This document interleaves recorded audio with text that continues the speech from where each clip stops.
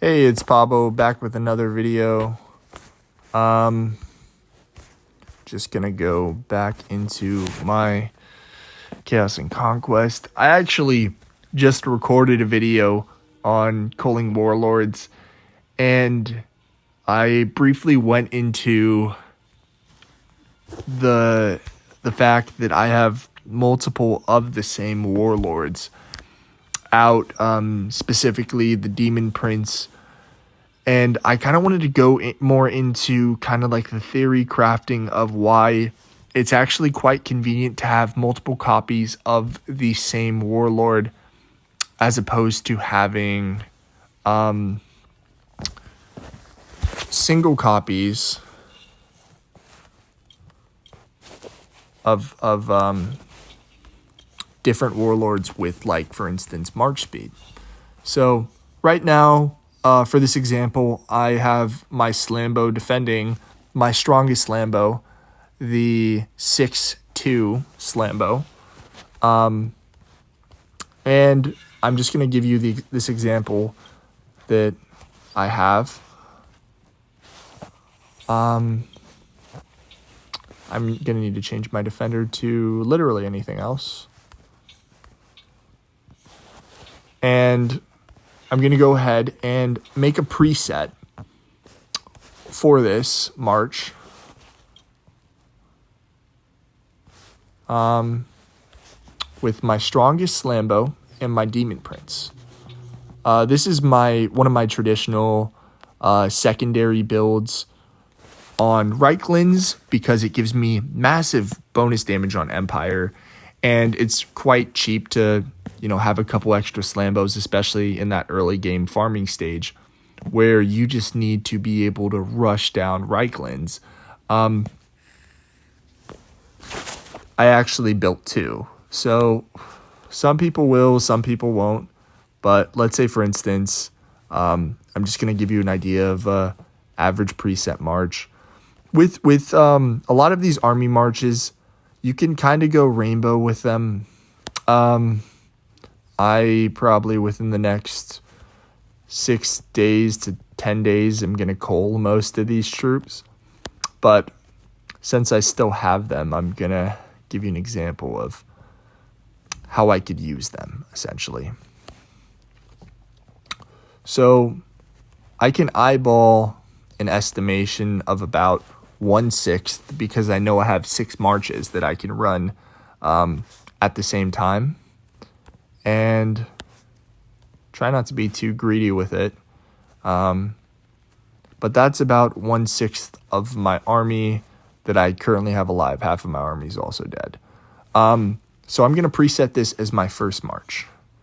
And I could go ahead and march with this army, but because I only have one march remaining, I'm going to go back and show you that by changing my warlord, for instance, this strongest Slambo, which is on the preset, to the defender, it actually will shift my second strongest Slambo right there to the position of my first Slambo.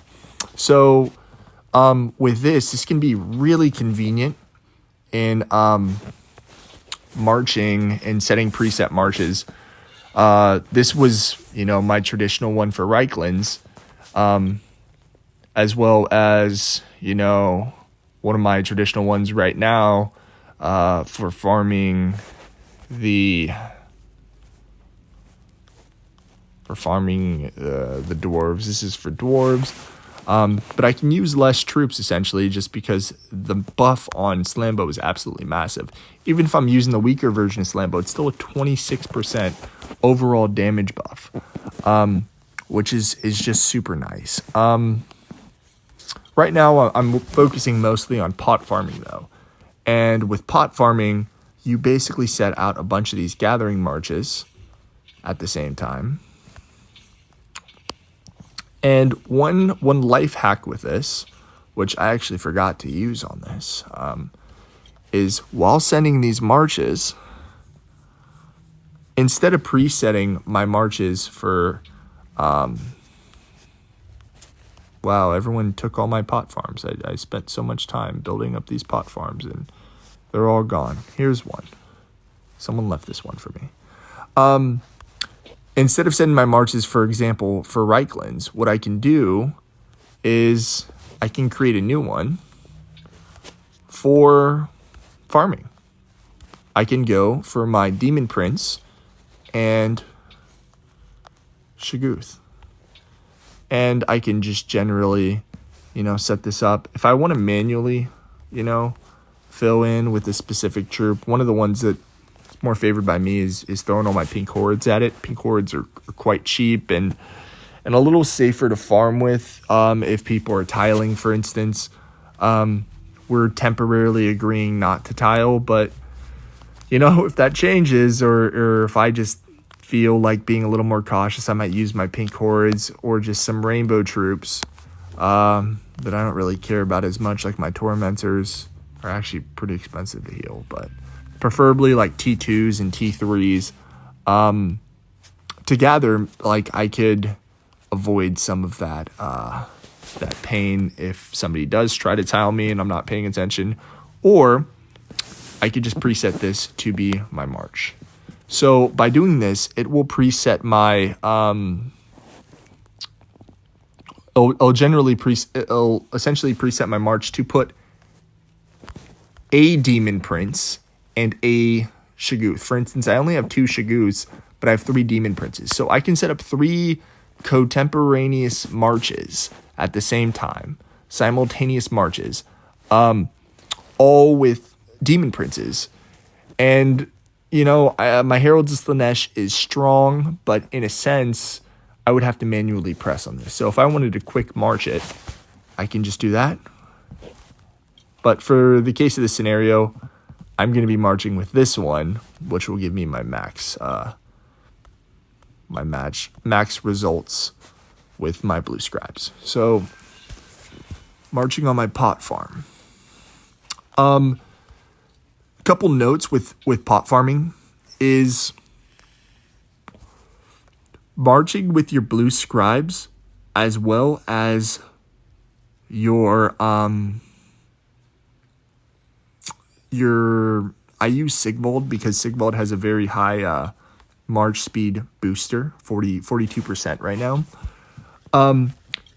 The warlords actually slow down the march because the speed of each of these warlords, yes, Sigvald's 11 and Blue Scribes is 11 as well, but that's much slower than the solo march of just the champion. So in order for me to get both the buff from the bonus rewards from this to get a higher chance for a potion, as well as to take advantage of this calming icon of the sloth for the potions, I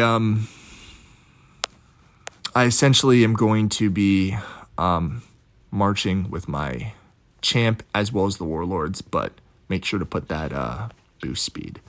Whenever you clear a tile, especially some of your newer players may not notice that you have a chance to get this item or a small chance to get an item as you gather. If you add these all up, it's like 30%, which actually is pretty solid, or 30 or 40%. But if you clear the tile with your champion, you have a much higher percent chance. So the best optimal meta strategy is to have tiles that are getting cleared by these marches. And as you can see, the load on this is 1,999,600. But the tile itself has a max of 2 million. So it kind of leaves this little tiny bit for my champion to go ahead and finish the clear on the march. It is a little extra work, but the yield on potions is absolutely insane. You can, for instance, gather 6 at a time and go ahead and just clean up with your champion, or more or less, if you add up the time, it's probably 5 and 1 of the marches is kind of devoted to your champion, going back and forth and cleaning up the marches. But if you're not desperate for the resources, and honestly, I never am, because if I'm pot farming, that's all I'm doing. I'm just pot farming, except for maybe, grabbing a couple more pieces for an item. I had to spend some time working on my, oh, it's not even popping up. But in order to get this to rare, I had to grind a couple smashed dwarf helms and stuff. So yeah, that's just an idea of kind of how you do it. And for instance, this one was 75, 40. I think that I'm on my history around down here. No? Sometimes it's hard to keep track. But you can kind of look at your history and see where you think you are. I just pressed that one.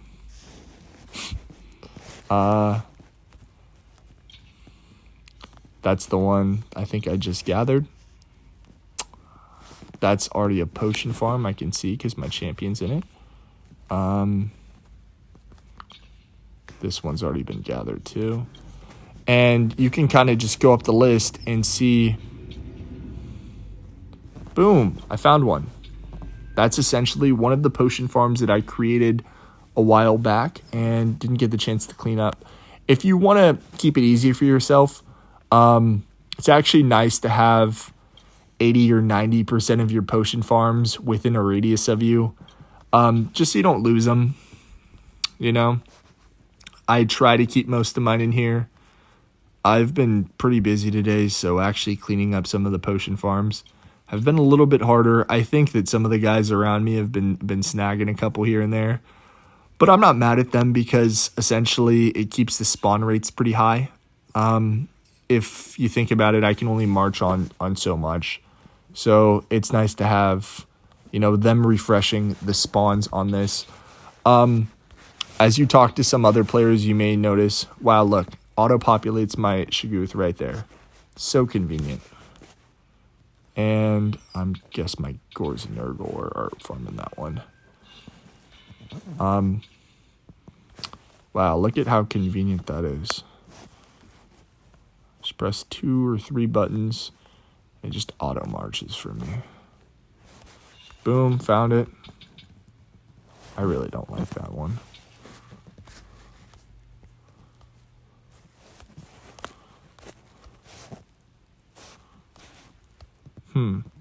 Where can I find a 9?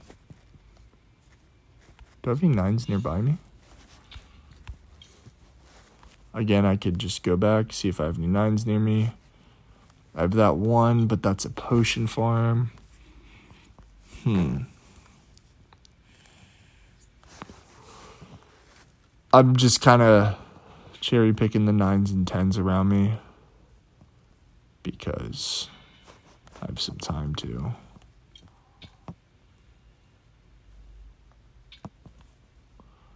And I think it takes a certain level of OCD to kind of be looking for these. When I'm really busy, I don't even think twice. I'll just take all the 7s near me. Oh, look, a 9. And the reason why I kind of want 9s too isn't just for the extra resources. They actually drop better loot. I did a quick matrix when I was at work, bored out of my mind, on what the payoff. I'm just switching to my pauldrons real quick.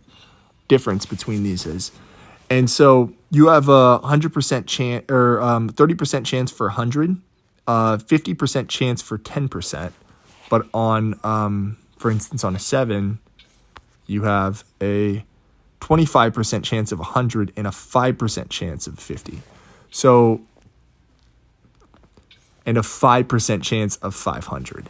So it's kind of nice having the bonus chance of the higher stamina, and it really drags the average upward. I'm almost certain that people are snagging some of my mines.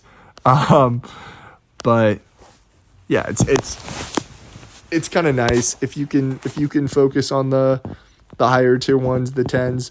When you go for 10s that are way out of your range, though, it's like if I go for a march out here and let's say this is a 10 and I snag it, although it's nice to maybe be able to get the resources from the 10, it's kind of a bitch and a half to get your champion all the way there and back.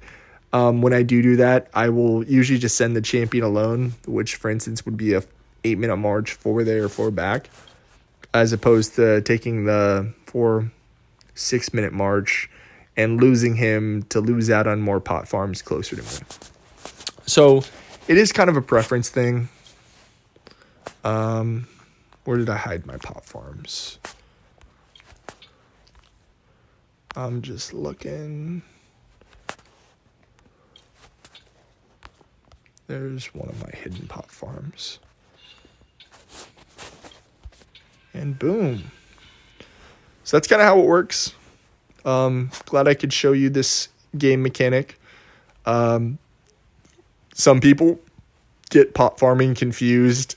They think that the champion has to be on the entire gathering march for the gathering, but that is not true. He only has to be there to clear it. It was a question that I also needed clarification on when I was playing or learning a lot. But this is the most optimal way to get free stamina. All right. Have a good one. I'll see you guys later. Bye.